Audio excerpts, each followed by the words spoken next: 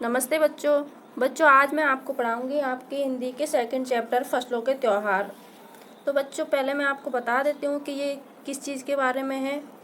तो हमारे देश में अलग अलग राज्यों में बहुत सारे त्यौहार मनाए जाते हैं, लेकिन कुछ त्यौहार ऐसे हैं जो केवल फसलों से ही संबंधित हैं और इनको अलग अलग राज्यों में अलग अलग नामों से जाना जाता है। तो बच्चों हम शुरू करते हैं अपना पाठ। सारा दिन बोरसी के आगे बैठकर हाथ तापते हुए गुजर जाता है। कहाँ तो खिचड़ी के समय धूप में गर्माहट की शुरुआत होनी चाहिए और यहाँ हम सूरज के इंतजार में आस लगाए बैठे हुए हैं। पूरे 10 दिन हो गए सूरज लापता है। आज सुबह तो रजाई से निकलने की हिम्मत नहीं हो रही थी। तो बच्चों देखो, इसमें सबसे पहली लाइन में आया है बोरसी। बोरसी का अर्थ होता है बच्चों चूल्हा या अंगीठी जिसमें हम हाथ सेकते हैं। तो हाथ तापने का मतलब है जिसमें हम सर्दियों में हाथ तापते हैं। और कहाँ तो खिचड़ी के समय, अब यहाँ पे खिचड़ी जो शब्द आया है बच्चों, ये एक त्योहार का नाम है। तो खिचड़ी त्योहार गुजरात में मनाया जाता है और राजस्थान, उत्तर प्रदेश, मध्य प्रदेश में इसको मकर संक्रांति के नाम से जाना जाता है, जो खिचड़ी त्यौहार है। तो खिचड़ी त्यौहार बच्चों जनवरी महीने में मनाया जाता है और जनवरी के महीने में बहुत ज़्यादा ठंड होती है, तो इसलिए यहाँ पर कहा गया है कि खिचड़ी त्यौहार के समय धूप में गर्माहट की शुरुआत होनी चाहिए, यानी खिचड़ी आने पर जनवरी में धूप की शुरुआत होनी चाहिए। लेकिन यहाँ हम सूरज के इंतज़ार में आस लगाए बैठे हुए हैं, यानी कि यहाँ पर तो सूरज निकल ही नहीं रहा है। हम आस लगाने का मतलब है बच्चों मन में एक आशा बना रखी है कि सूरज निकलेगा। दूसरे दिन पूरे 10 दिन हो गए सूरज लापता है। तो बच्चों पूरे 10 दिन से सूरज नहीं निकला है। अब आप अंदाज लगा सकते हो कि अगर 10 दिन तक सूरज ना निकले तो मौसम कैसा होगा, बहुत ज़्यादा ठंडा होगा। आज सुबह तो रजाई से निकलने की हिम्मत नहीं हो रही थी, यानी कि आज इतनी ठंड थी कि हमें रजाई से निकलने पर बहुत मुश्किल हुई, मन ही नहीं कर रहा था रजाई से निकलने का। अब आगे देखते हैं बच्चों। बाहर देखने से तो समय का अंदाज बिल्कुल नहीं हो रहा, लेकिन घर में हो रही चहल पहल अब पता चल रही है। रह रहकर कानों में कभी चापाकल के चलने और पानी के गिरने की आवाज़, तो कभी किसी के हाँक लगाने की आवाज़ आ रही थी। जा भाग के देख केरा के पत्ता आइल की ना। तो बच्चों बाहर जब हमने देखा समय को तो पता ही नहीं चला कितना समय हो गया है, लेकिन इससे अंदाज लगाया बाहर जो चहल पहल हो रही थी ना उसको देखकर, और रह रहकर कानों में चापाकल यानी हैंडपंप जब चलता है तो उसका पानी गिरता है तो उसकी आवाज़ हमारे कानों में आ रही थी और हाँक लगाने की आवाज़ आ रही थी। हाँक लगाने का मतलब है बच्चों जैसे कोई बेचने वाला आता है तो वो आवाज़ लगाता है पूरे गली मोहल्ले में, तो उसको बोलते हैं हाँक लगाना। और कोई मतलब जोर से बोल के किसी को किसी चीज़ के बारे में पूछे उसे बोलते हैं हाँक लगाना। तो किसी क्या आवाज़ आ रही थी हाँक लगाने की? जा भाग के देख केरा के पत्ता आइल की ना, यानी कि जाकर भाग कर देखो कि केले के पत्ते आए हैं कि नहीं। आज ये लोग के उठे के नहीं खेका, यानी आज ये लोग उठे हैं या नहीं। बोल जल्दी तैयार हो खस, यानी कि बोलो इनसे बोलो कि ये जल्दी तैयार हो जाएं। अब तो उठने में ही भलाई है, यानी अब तो उठने में ही हमें अच्छा है, भलाई है। नहा धोकर हम सभी एक कमरे में इकट्ठा हुए। दादा और चाचा ने क्या सफ़ेद चकाचक मार लगी धोती और कुर्ता पहना हुआ है। तो बच्चे वो कह रहे हैं कि नहा धोकर, कौन जिन्होंने ये पाठ लिखा है ना लेखक, वो कह रहे हैं कि हम नहा धोकर बिल्कुल तैयार हो गए और एक कमरे में इकट्ठे हो गए। और दादा और चाचा ने क्या पहना हुआ? तो चकाचक मांग लगी धोती। मार लगी धोती बच्चों, मार चावल का जो पानी होता है उसको हम सफ़ेद कपड़ों पर लगा देते हैं जिससे कि उनकी चमक बढ़ जाती है। तो यहाँ पर चकाचक का अर्थ है बहुत चमकीली, चमकदार धोती और कुर्ता पहने हुए थे दादा और चाचा ने। खिचड़ी में ऐसन ठाठ हम पहले कब्बो ना देख नी सारा देह कनकना देता, यानी कि खिचड़ी के समय पर यानी मकर संक्रांति के समय पर हमने ऐसा ठाठ कभी नहीं देखा कि सारा देह, बच्चों देह का अर्थ है शरीर और कनकना दे का कप कपाना, कि इतना जाड़ा है इस बार ऐसा जाड़ा हम कभी नहीं देखे कि पूरा शरीर कपकपा दे। पापा ने कहा शायद आज धोती में उन्हें ठंड कुछ ज़्यादा लग रही है। यानी कि पापा ने क्या कहा कि धोती पहनने पर उन्हें ज़्यादा ठंड लग रही है। सामने मचिया पर खादी की सफ़ेद साड़ी पहने हुए दादी बैठी थी। मचिया जानते हो बच्चों? मचिया बोलते हैं चारपाई को। ग्रामीण भाषा में बच्चों मचिया बोलते हैं चारपाई को, खाट भी बोल देते हैं। और खादी की सफ़ेद साड़ी पहने हुए कौन बैठी थी? दादी। आज दादी ने अपने बाल धोए हैं झक सफ़ेद सेमल की रुई जैसे हल्के फुल्के बाल। और दादी के बाल कैसे हैं? झक, यानी कि एकदम सफ़ेद। सेमल, सेमल एक पेड़ होता है बच्चों, उसमें उससे रुई बनती है। तो ऐसे लग रहे हैं बाल जैसे रुई हो, जैसे रुई जितनी हल्की होती है ना, ऐसे ही हल्के फुल्के उनके बाल लग रहे हैं। गौर से देखने पर भी एक काला बाल नज़र नहीं आता। यानी कि दादी के सिर में एक भी काला बाल नहीं है। बिल्कुल धुली धुली सी लग रही हैं दादी। मतलब ये है कि दादी ऐसी लग रही हैं जैसे बिल्कुल धुल दी हैं, यानी कोई साफ चीज़, स्वच्छ, धोने पर कोई चीज़ एकदम साफ हो जाए ना, ऐसी ही दादी आज दिख रही हैं। उनके सामने केले के कुछ पत्ते कतार में रखे हैं। कतार बोलते हैं बच्चों लाइन को हिंदी में, कतार को पंक्ति भी बोलते हैं। ये पर्यायवाची हैं, कतार, पंक्ति। जिस पर तिल, मिठा, गुड़, मिठा का मतलब होता है बच्चों गुड़, चावल आदि के छोटे छोटे ढेर पड़े हुए हैं। केले के पत्ते पर क्या रखा है? तिल, मिठा, चावल, उनके छोटे छोटे ढेर। हमें बारी बारी से उन सभी चीज़ों को छूने और प्रणाम करने के लिए कहा गया। जब सबने ऐसा कर लिया तो उन सभी चीज़ों को एक जगह इकट्ठा करके दान दे दिया गया, क्योंकि बच्चों मकर संक्रांति पर दान दिया जाता है। तो उन सब चीज़ों को दान दे दिया। आज तो अप्पी दे दिया बुरी फंसी। दीदिया का मतलब है बच्चों यहाँ पर दीदी, बड़ी बहन। उन्हें न तो चूड़ा दही ही पसंद है और न ही खिचड़ी। यानी कि आज घर में चूड़ा और दही बना है और खिचड़ी बनी है, और उनको ये दोनों ही चीज़ें खाने में पसंद नहीं है। पर आज तो फरमाइशी नाश्ता नहीं चलेगा।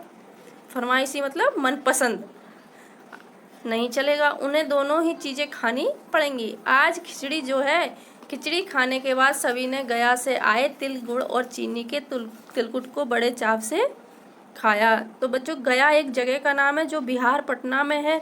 तो वहाँ से आए थे वो जो लड्डू, यानी तिलकुट, तिलकुट बोलते हैं बच्चों गुड़, चीनी और तिल को कूट कर बनाकर जो बनाया जाता है उसको तिलकुट बोलते हैं। उसे खाया। खाते खाते मैं सोच रही थी कि कितनी अलग है ना ये खिचड़ी जो अभी हम मना रहे हैं।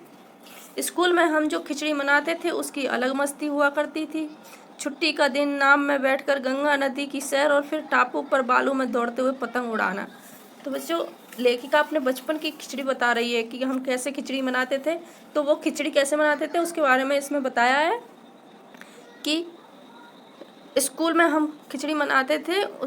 जैसे छुट्टी का दिन होता था, नाव में बैठकर गंगा नदी की सैर की जाती थी और टापू पर बालू में दौड़ते हुए हम पतंग उड़ाते थे।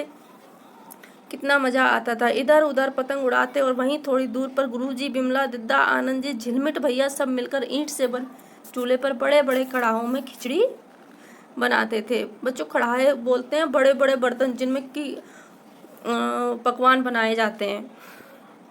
हम भी बीच बीच में अपनी पतंगों को सुस्ताने का मौका देते हुए मटर और प्याज छीलने बैठ जाते। सुस्ताना जानते हो? जो सुस्ताना बोलते हैं आराम, यानी अपनी पतंगों को आराम का मौका देते हुए मटर और प्याज छीलने बैठ जाते, क्योंकि खिचड़ी में डाले जाते हैं ना वो।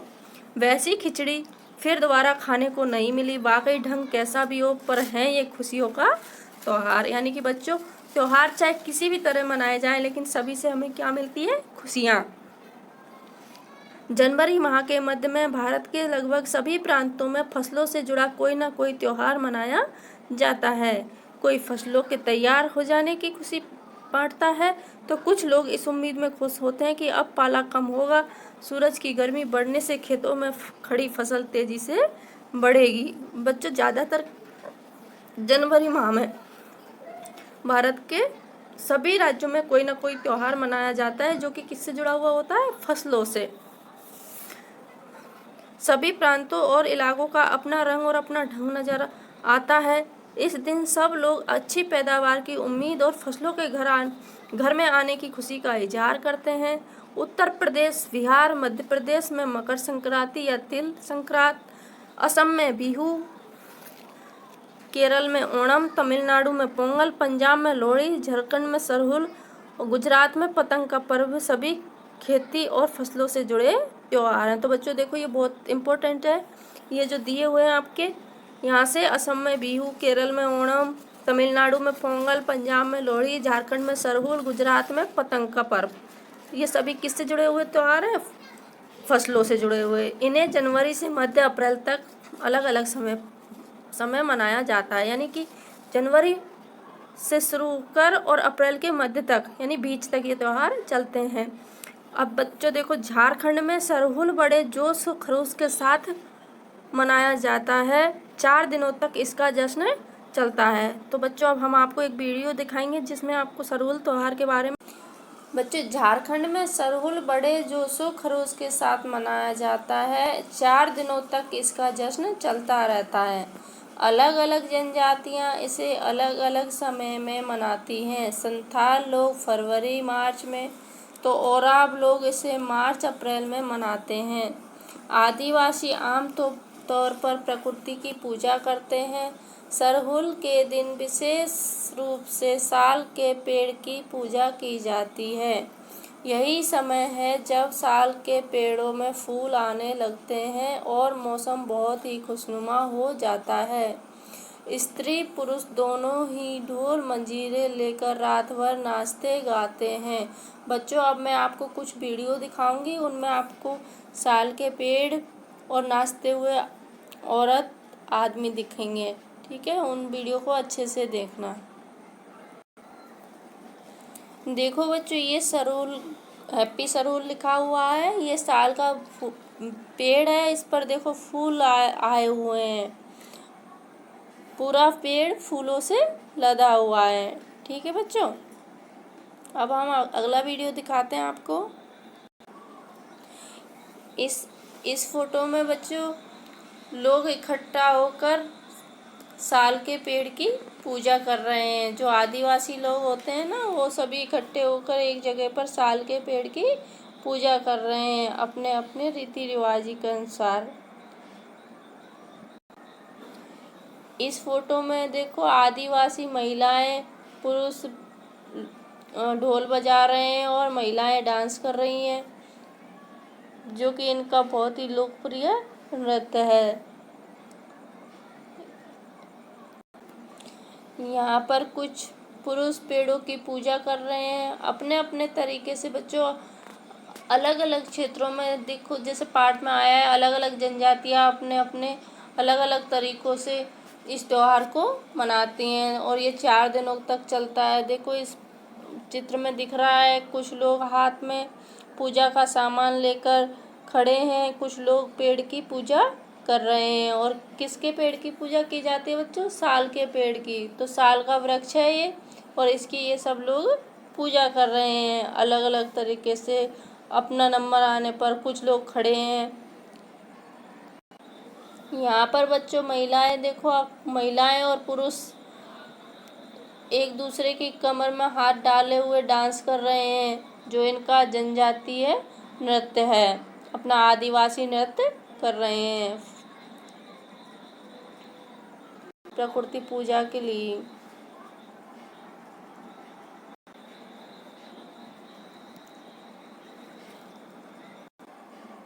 बच्चों देखो ये लाइन बनाकर कुछ लोग खड़े हुए हैं पेड़ के सामने।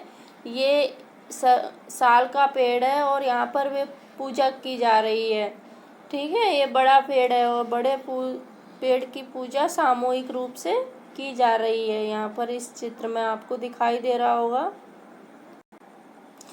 बच्चों इन फोटोज में भी आदिवासी महिलाएं जो हैं वो देखो सर पर बर्तन और पेड़ फूल पौधे रखकर डांस कर रही हैं। दूसरे वाले चित्र में बैठकर और वो अपना डांस कर रही हैं। तो बच्चों यह त्यौहार बहुत ही हर्षोल्लास के साथ मनाया जाता है।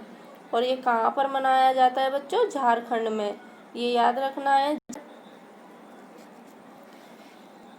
तो बच्चों आपने जो फोटोज देखी वो सभी सरहुल त्यौहार से संबंधित थी। अब हम अपना चैप्टर आगे बढ़ाते हैं।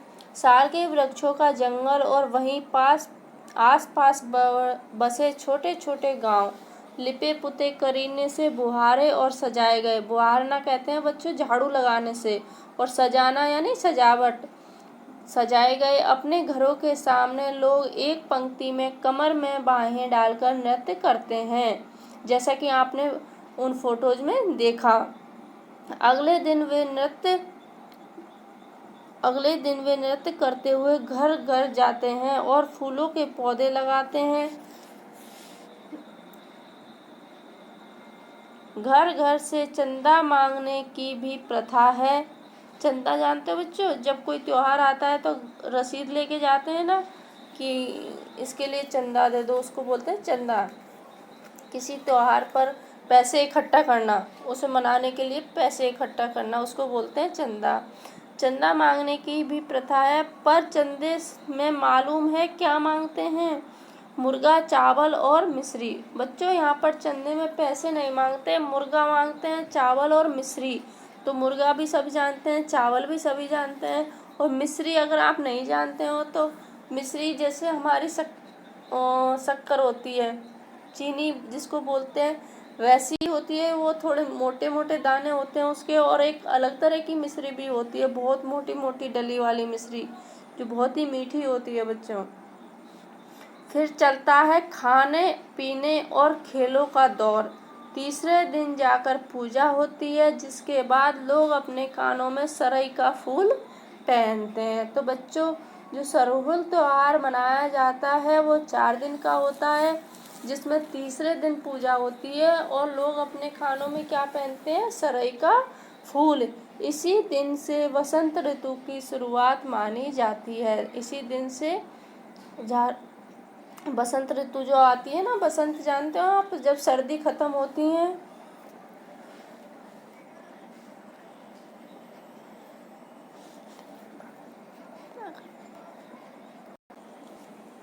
तो बच्चों, बसंत ऋतु जो होती है वो जब सर्दी खत्म होती है और गर्मियों की शुरुआत होती है, तो तब जो मौसम होता है बहुत ही अच्छा, जिसमें ना तो ज़्यादा गर्मी होती है और ना ही ज़्यादा सर्दी होती है। तो उस मौसम को कहते हैं बच्चों बसंत ऋतु। उस टाइम पे होती है बसंत ऋतु, जो कि हमारे भारत में फरवरी मार्च में शुरू होती है ना। धान की भी पूजा होती है। पूजा किया हुआ आशीर्वाद धान अगली फसल में बोया जाता है। देखो बच्चों, जो धान होता है जिसमें से चावल निकलते हैं, वो चावल की खेती को धान बोलते हैं। जो चावल होते हैं वो धान में से बनता है, तो उन धानों को पूजा जाता है और पूज कर उनको अगले साल जो हम फसल बोएंगे उसके लिए रख दिया जाता है। बोने के लिए उस पूजे गए धान को रख दिया जाता है। तमिलनाडु में मकर संक्रांति या फसलों से जुड़ा त्यौहार पोंगल के रूप में मनाया जाता है। बच्चों, तमिलनाडु में यह त्यौहार किस रूप में मनाया जाता है? पोंगल के रूप में। इस दिन खरीफ की फसलें चावल, अरहर, मसूर आदि कटकर घरों में पहुंचती हैं। और बच्चों, क्वेश्चन ऐसे भी आ सकता है कि खरीफ की फसलें कौन सी हैं? तो चावल, अरहर, मसूर, ये सब कौन सी फसलें हैं? खरीफ की फसलें। लोग नए धान कूटकर चावल निकालते हैं। हर घर में मिट्टी का नया मटका लाया जाता है, जिसमें नए चावल, दूध और गुड़ डालकर उसे पकाने के लिए धूप में रख देते हैं।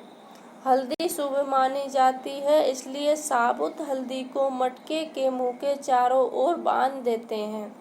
यह मटका दिन में 10:30-12 बजे तक धूप में रखा जाता है।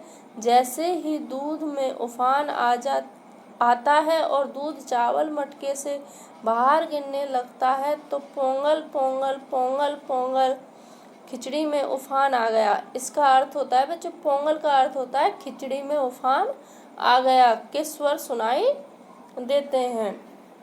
तो बच्चों, मैं पोंगल का तुमको एक फोटो दिखा रही हूँ पोंगल त्योहार के, कि इसकी फोटो कैसे। देखो बच्चों, आपको ये मटका दिखाई दे रहा है ऊपर वाले वीडियो में, हैप्पी पोंगल लिखा हुआ है, ऐसा होता है। फिर जो दूसरा दूसरा जो फोटो है देखो, उसमें देखो बहुत सारी महिलाएं इकट्ठी बैठी हुई हैं और एक मटका रखा हुआ है, उसके चारों तरफ औरतें बैठी हैं। उसमें चावल, गुड़, दूध, चीनी आदि डाल दिया जाता है और ऐसे मटके में चावल से पकवान बनाया जाता है, खीर जैसे खीर बनाई जाती है। और जब उसमें उफान आता है तो पोंगल पोंगल बोला जाता है। अगले फोटो में देखो, सामूहिक रूप से औरतें पोंगल बना रही हैं। ये देखो मटका रखे हुए हैं अलग अलग और सभी अपना पकवान बना रही हैं। यहाँ पर लास्ट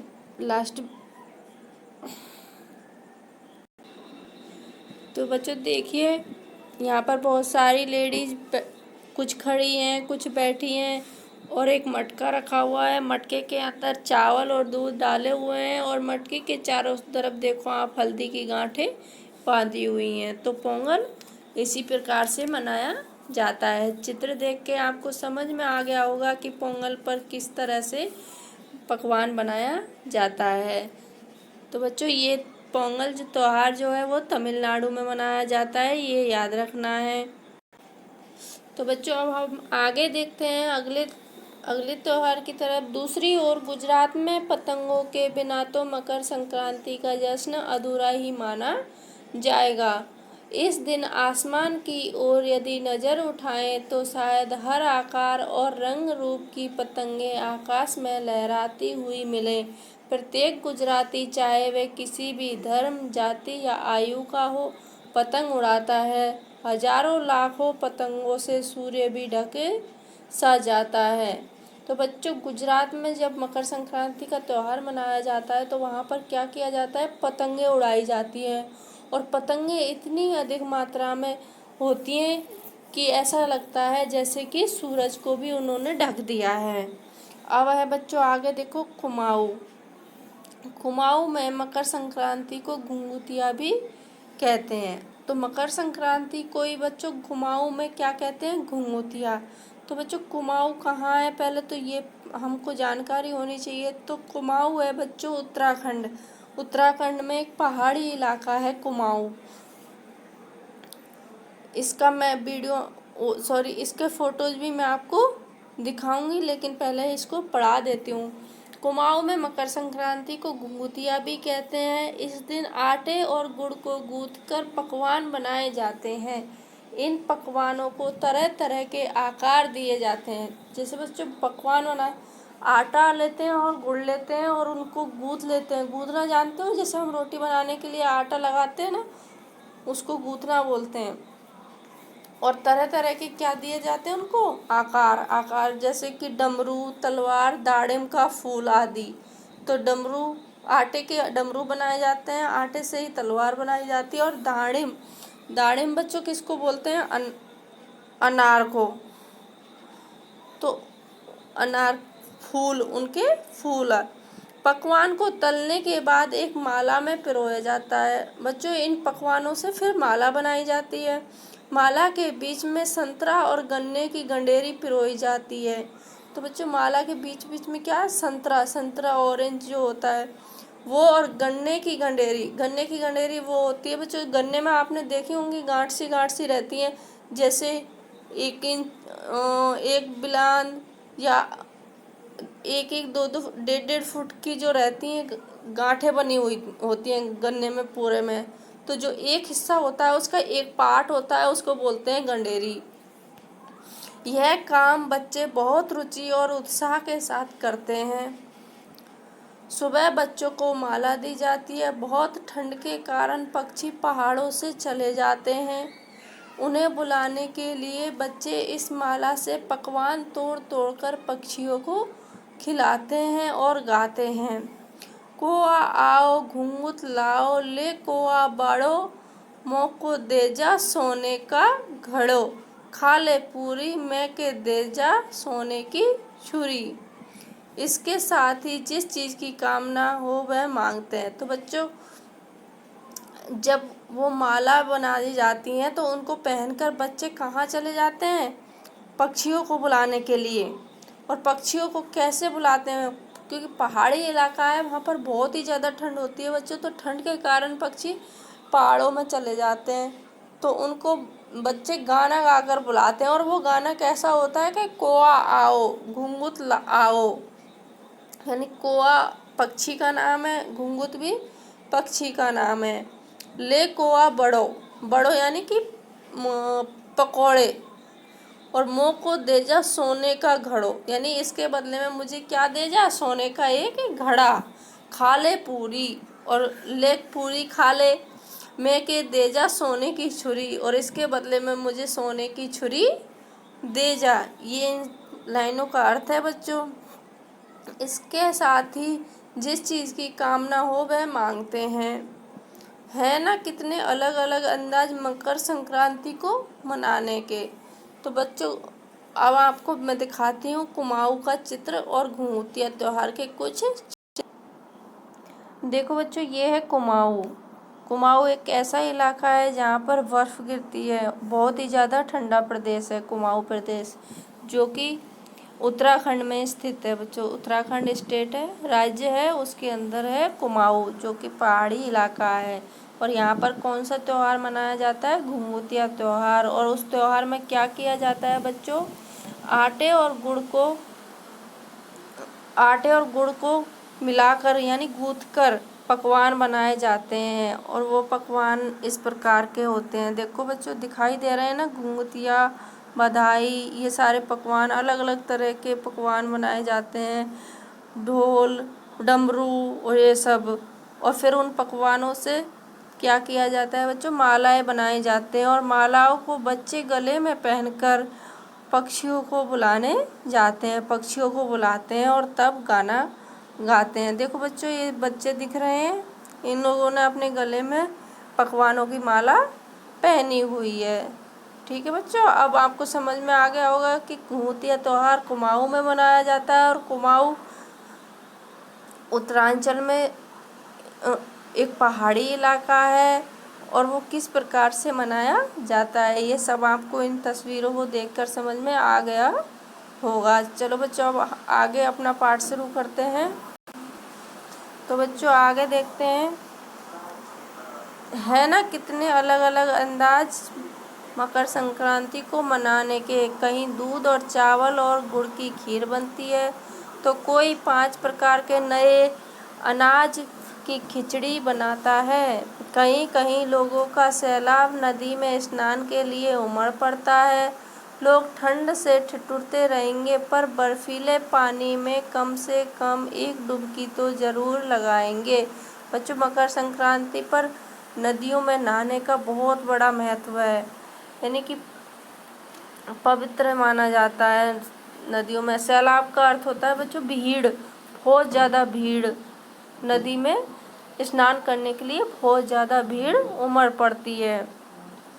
कब, मकर संक्रांति के मौके पर।